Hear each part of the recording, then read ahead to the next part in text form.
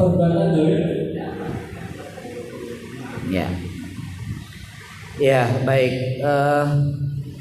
Sebenarnya zalim itu adalah ketika kita tidak mengikuti fitrah kita sebagai manusia. Itu kita sudah zalim namanya ya.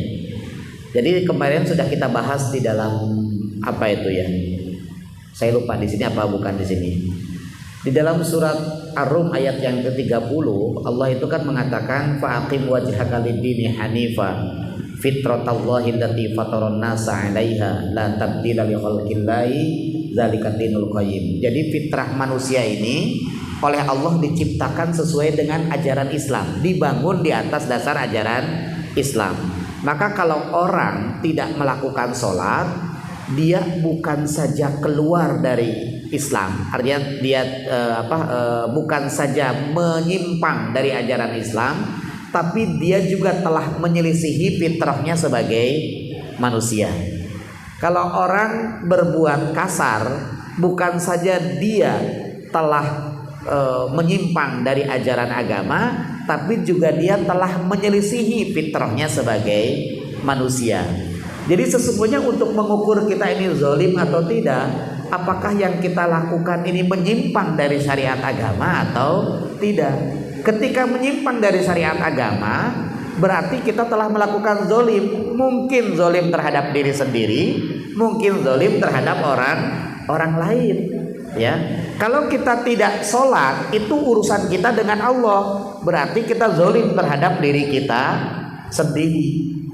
Tapi kalau kita membiarkan anak kita tidak sholat, kita ini sudah berbuat zalim kepada anak kita yang semestinya dia mendapatkan bimbingan dari kita untuk melakukan ketaatan kepada Tuhannya, kan begitu.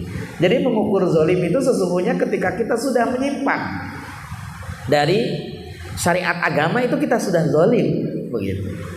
Tidak sulit sebenarnya, yang bisa mengukur ya diri kita sendiri, begitu.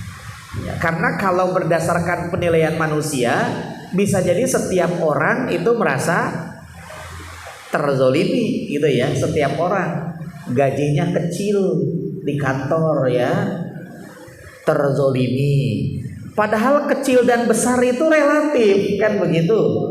Ya, manusia dikasih 10 juta tetap kurang. Nah, kan gitu. Dikasih 15 juta tetap kurang. Jadi relatif kalau penilaian manusia. Sehingga ketika mengatakan kita terzolimi itu memang menjadi sangat subjektif begitu. Nah, itu begitu ya.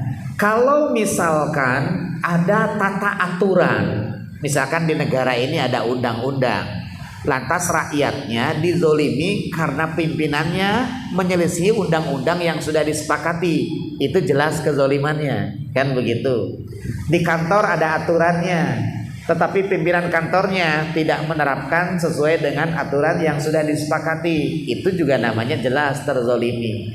Dalam konteks agama, ketika kita menyimpang dari syariat agama, ya kita sebenarnya sudah berbuat zalim. Begitu ya Pak ya.